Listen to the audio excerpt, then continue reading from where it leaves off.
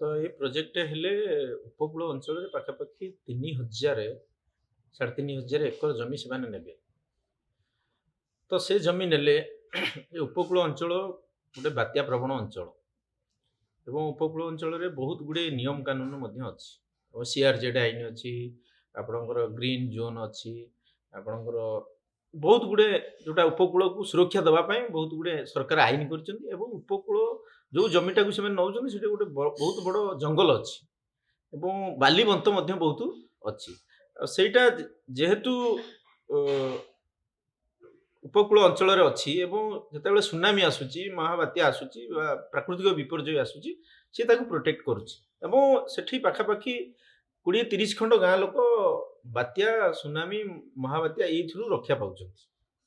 ତ ତାକୁ ଏମାନେ ହୋଟେଲ ପ୍ରକଳ୍ପ ନାଁରେ ସେ ଜମିକି କମ୍ପାନୀକି ଦେଇ ଏବଂ ସେଠୁ ସବୁଯାକ ଜଙ୍ଗଲକୁ ଧ୍ୱଂସ କରିଦେବେ ଏବଂ ବାଲିବନ୍ତକୁ ଧ୍ୱଂସ କରିଦେଲେ ସିଧା ଡାଇରେକ୍ଟ ଲୋକଙ୍କ ପାଖରେ ପବନ ଏବଂ ଜୁଆର ଏବଂ ଯେଉଁଟାକି ବହୁତ ବଡ଼ ଗୋଟେ କ୍ଷତି ହେବ। ତ ସେ ଦୃଷ୍ଟିରୁ ମଧ୍ୟ ପରିବେଶ ଦୃଷ୍ଟିରୁ ମଧ୍ୟ ତାକୁ ଆମେ ବିରୋଧ କରୁଛୁ। ଆଉ ଗୋଟେ କଥା ହେଉଛି ସେଠି ବହୁତ ବଡ଼ ବଡ଼ ପ୍ରଭାବଶାଳୀ ଲୋକମାନେ ପାଖାପାଖି 660 ଜଣ ବଡ଼ ବଡ଼ ପୁରୀର ବାହୁବଳୀ ଲୋକ, ଯେଉଁମାନେ କି 500 ଏକର, 200 ଏକର, 1000-1500 ଏକର ଏମିତି ସବୁ ମଠ ଆଉ କିଛି ଜମି ଲ୍ୟାଣ୍ଡ ମାଫିଆ ଏମାନେ ମଧ୍ୟ କବ୍ଜାରେ ରଖିଥିଲେ ଏବଂ ସେ ଜମିକି ଆମେ ବିଭିନ୍ନ ସମୟରେ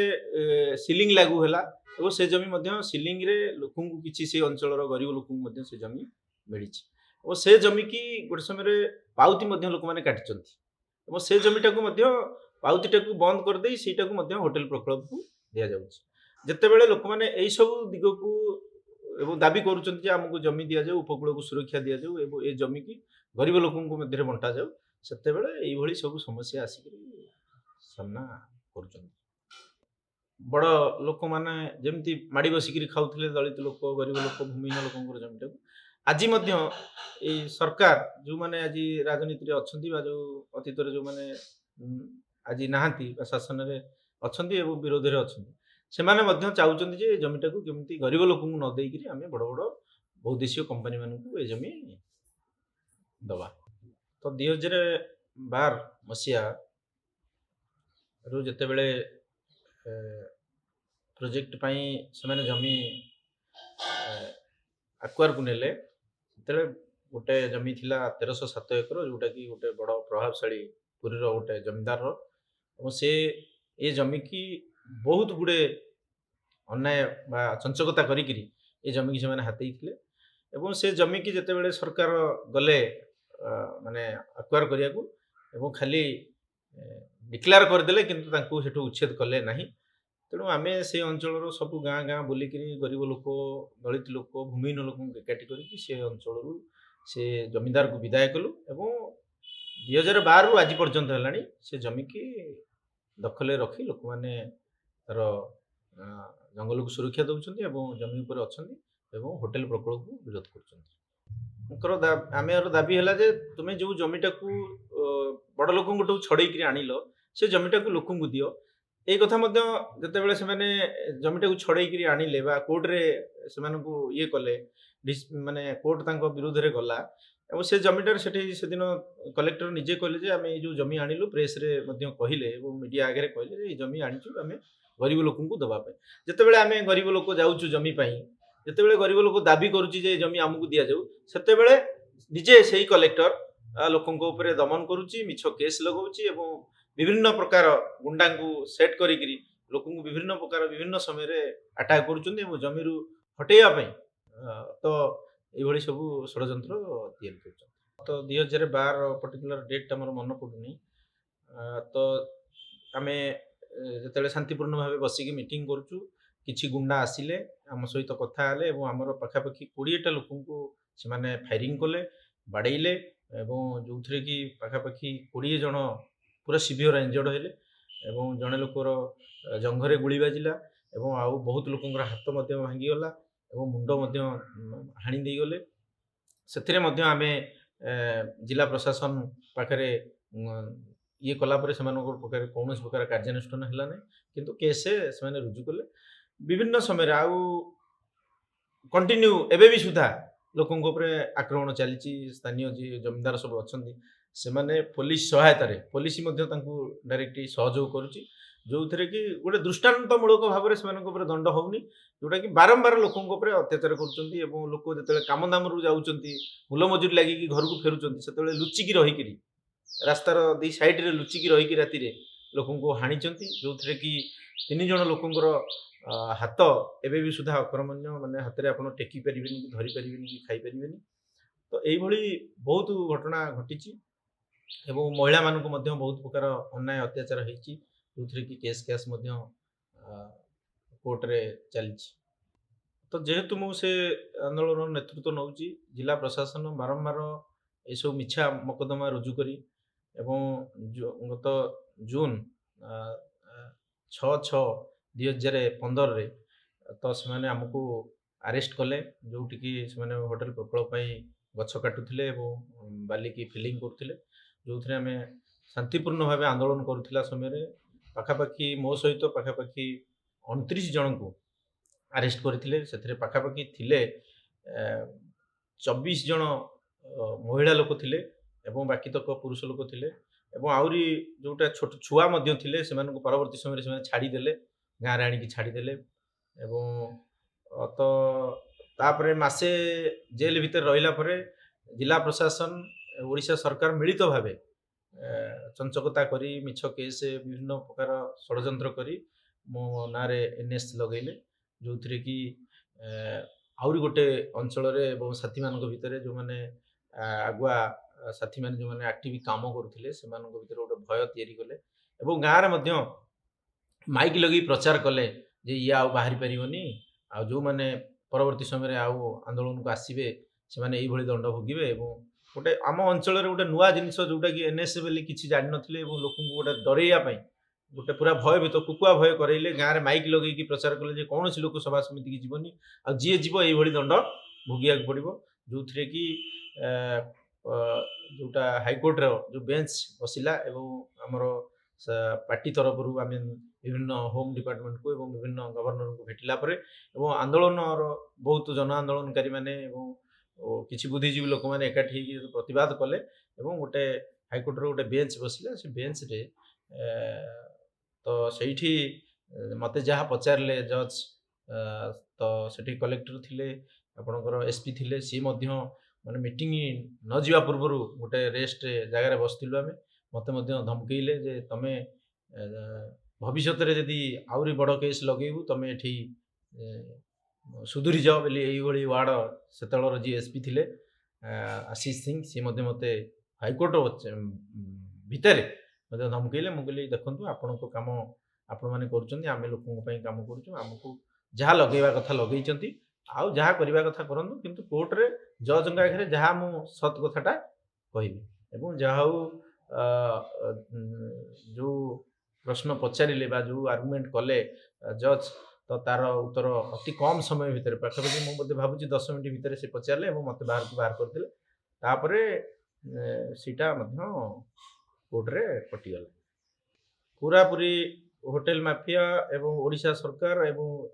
ଯୋଉମାନେ ଜମିର ମାଲିକ ଏ ସମସ୍ତେ ମିଳିତ ଭାବେ ଲୋକଙ୍କ ଆନ୍ଦୋଳନକୁ ଦମନ କରିବା ପାଇଁ ଏବଂ ସତ୍ କଥାଟାକୁ ଲୁଚେଇବା ପାଇଁ ଏବଂ ଆଗାମୀ ଦିନରେ ଯେମିତି ଆଉ କେହି ଏ ମଲ୍ଟିନ୍ୟାସନାଲ କମ୍ପାନୀଙ୍କ ବିରୁଦ୍ଧରେ କି ସାମ୍ରାଜ୍ୟବାଦ ବିରୁଦ୍ଧରେ ସ୍ୱର ନ ଉଠାନ୍ତୁ ସେ ଅଞ୍ଚଳରେ, ତ ଏଇଥିପାଇଁ ଗୋଟେ ପୁରା ଷଡ଼ଯନ୍ତ୍ର ଚାଲିଛି ଓ ଯୋଉଥିରେ କି ବିଭିନ୍ନ ସମୟରେ ଏବେ ବି ମଧ୍ୟ ଆହୁରି 2-3ଟା କେସ୍ ସେମାନେ ମିଛ କେସ୍ ଯୋଡ଼ି ସାରିଲେଣି, ଯାହା ଖବର ଅଛି ଆମ ପାଖରେ, ଏବଂ ଲୋକଙ୍କୁ ମଧ୍ୟ ଭୟଭୀତ କରାଉଛନ୍ତି, ଏଇଭଳି ଷଡ଼ଯନ୍ତ୍ର ସେମାନେ ଚଲେଇଛନ୍ତି। ତ ସେଠି ପାଖାପାଖି ସେ ପ୍ରୋଜେକ୍ଟ ଭିତରେ ଯାହା ଯିବ, ଗୋଟେ ଭାଗବତ ପାଟଣା ବୋଲି ଗୋଟେ ଗାଁ ପୁରା ସବୁଦିନ ପାଇଁ ହଜିଯିବ, ମାନେ ତାର କରାଳ ଚକ୍ରରେ ପଡ଼ିବ ଏବଂ ଆହୁରି ଗାଁ ପୁରା ବହୁତ ଗାଁ ଦଳିତ ଗାଁ ଅଛି ଯୋଉଥିରେ କି ଜମି ନାହିଁ, ଘରର ପଟା ନାହିଁ, ସେ ଜାଗା ଗୁଡ଼ାକ ମଧ୍ୟ ପରବର୍ତ୍ତୀ ସମୟରେ ସେମାନେ ନେଇଯିବାର ସମ୍ଭାବନା ଅଛି, କାରଣ ସେ କହିଛି ସେ ଯୋଉ MOU କରିଛନ୍ତି ସେଥିରେ ଲେଖା ଅଛି ଯେ ଦରକାର ପଡ଼ିଲେ ଆମେ ଆମକୁ ଆହୁରି ଜମି ଆମକୁ ସହଯୋଗ କରନ୍ତୁ ବୋଲି ସେଥିରେ ମଧ୍ୟ ଲେଖା ଅଛି। ତ ସେଠି ମେଜର ଲୋକ ଦଳିତ ଲୋକ ଅଛନ୍ତି ଏବଂ କମ୍ ଛୋଟ ଚାଷୀ ଯେଉଁମାନେ ମୂଲ ମଜୁରୀ ଲାଗିକି ଚଳନ୍ତି ଏ ଏ, ଅଧ ଗୁଣ୍ଠେ ଦେଢ଼ ଗୁଣ୍ଠୁ ଏଇଭଳି ଜମି ଥିବା ଲୋକ ମଧ୍ୟ ବହୁତ ଅଛନ୍ତି ଏବଂ ମେଜର ଲୋକ ସେଠି ଭୂମିହୀନ ଲୋକ ଅଛନ୍ତି ଏବଂ ଦଳିତ ଲୋକ ସଂଖ୍ୟା ମଧ୍ୟ ସେଠି ସୁଇମିଂ ପୁଲ୍ 200 ଏକରରେ ହେବ, ଗଲ୍ଫ ଖେଳିବେ ଏବଂ ଘୋଡ଼ା ଦୌଡ଼ ପଡ଼ିଆ ହେବ, କ୍ଲବ ଘର ହେବ ଏବଂ ଏଥିରେ କୌଣସି ପ୍ରକାର ରୋଜଗାର ବି ମଧ୍ୟ ନାହିଁ, ଯୋଉଟାକି ସରକାର ଏପର୍ଯ୍ୟନ୍ତ ଲୋକଙ୍କ ଆଗରେ ଖୋଲୁନାହାନ୍ତି ଯେ ଏଠି ପ୍ରକୃତ ଏଇଆ ହେବ କି ଏଇଟା ଲୋକଙ୍କ ପାଇଁ ହେବ ଏବଂ ଆପଣମାନେ କାହିଁକି ବିରୋଧ କରୁଛନ୍ତି। ଏମିତି ଗୋଟେ କୌଣସି ଗାଁରେ ସେମାନେ ଯାଇ ଜିଲ୍ଲା ପ୍ରଶାସନଠୁ ଧରି ତାଙ୍କର ଯେଉଁ ଅଫିସରମାନେ ଅଛନ୍ତି କୌଣସିଠି ଯାଇ ବସିକିରି ଏ କଥା କ୍ଲିଅର ଲୋକଙ୍କ ଆଗରେ ଗୋଟେ ଫ୍ରେମ୍ ରଖୁନାହାନ୍ତି। ଯାହା ଆମେ ଦେଖିଲୁ ତାଙ୍କ ମେମୋରାଣ୍ଡମରେ ଯୋଉଟା MOU ସାଇନ୍ କରିଛନ୍ତି ଏବଂ ସେଥିରେ ଗୋଟେ ପାଣିର ଗୋଟେ ଘୋର ସମସ୍ୟା ଦେଖାଦେବ।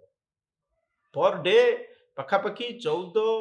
ଲକ୍ଷ ଘନ କ୍ୟୁସେକ୍ ପାଣି ନେବେ ଏବଂ ସେଥିପାଇଁ ମଧ୍ୟ ମଙ୍ଗଳଘାଟ ବୋଲି ଗୋଟେ ବ୍ରିଜ ଅଛି, ସେଇଠି ଗୋଟେ ବିରାଟ ବଡ଼ ଜାଗାକୁ ସେମାନେ ନେଇକିରି ଗୋଟେ ଏବେ ଖୋଳା ଚାଲିଛି, ହଜାର ହଜାର JCB ଲାଗିଛି, ପାଖାପାଖି 50-60 ଫୁଟ ଉଚ୍ଚାରେ ଗୋଟେ ବନ୍ଧ ହେଇକି ଗୋଟେ ଘେରି ରହୁଛି ଏବଂ ସେ ପାଣିଟାକୁ ଚାଷୀର ପାଣିଟାକୁ ଆଣିକିରି ପାଇପ୍ ଲାଇନରେ ସେଠି ସେମାନେ ବ୍ୟବହାରରେ ଲଗେଇବେ, ଯୋଉଥିରେ କି ବ୍ରହ୍ମଗିରିର ଏଣ୍ଟାର ଯୋଉ ରବି ସିଜନରେ ଯୋଉ ପାଣିଟା ବ୍ୟବହାର ହଉଛି ସେଥିରୁ ପ୍ରାୟ 75% ଏମାନେ ନେଇ ଆସିବେ, ଯୋଉଟା କି ଚାଷୀ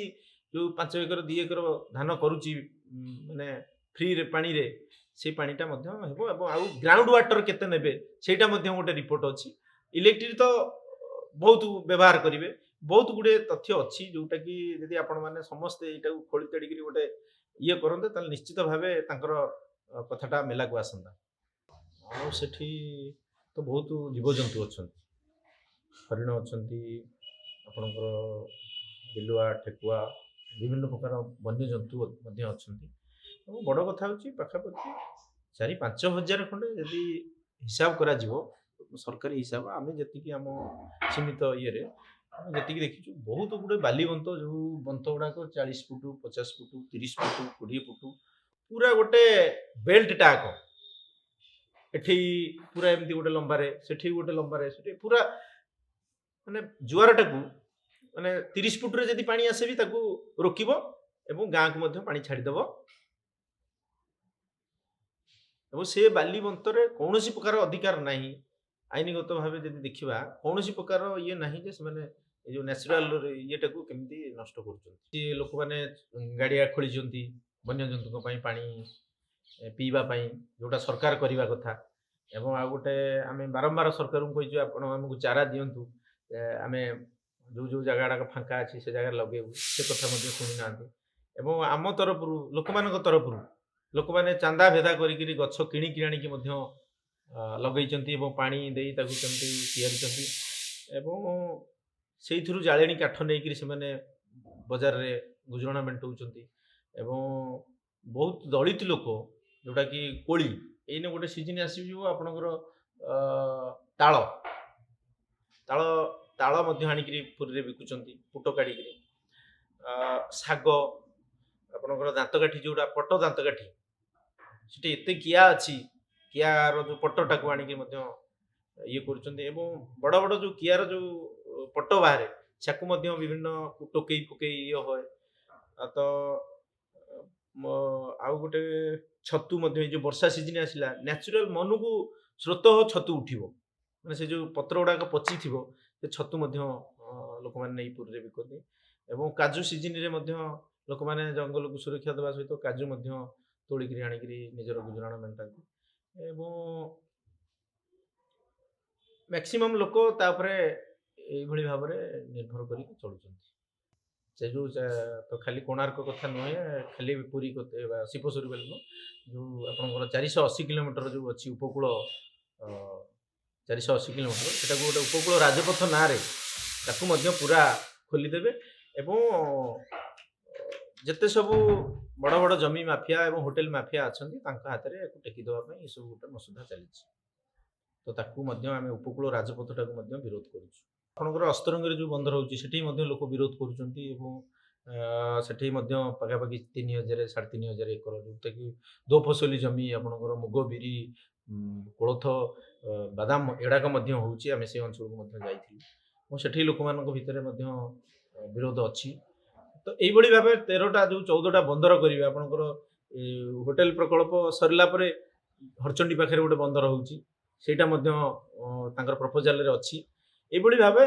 14ଟା ବନ୍ଦର ମଧ୍ୟ ଉପକୂଳ ଯୋଉ ବେଲ୍ଟରେ 14ଟା 15ଟା ବନ୍ଦର କରିବେ। ବେଦାନ୍ତ ପାଇଁ ଗୋଟେ କରିବେ, ଆପଣଙ୍କର ଏଇ ଯୋଉ ଅସ୍ତରଙ୍ଗରେ ଗୋଟେ ବନ୍ଦର କରିବେ, ହରଚଣ୍ଡୀଙ୍କ ପାଖରେ ଗୋଟେ ବନ୍ଦର କରିବେ, ଗୋପାଳପୁର ଏମିତି ଯେତେ ସବୁ ବେଲ୍ଟ ଅଛି ସେପଟେ ପୁଷ୍ପ ପାଇଁ ମଧ୍ୟ ଗୋଟେ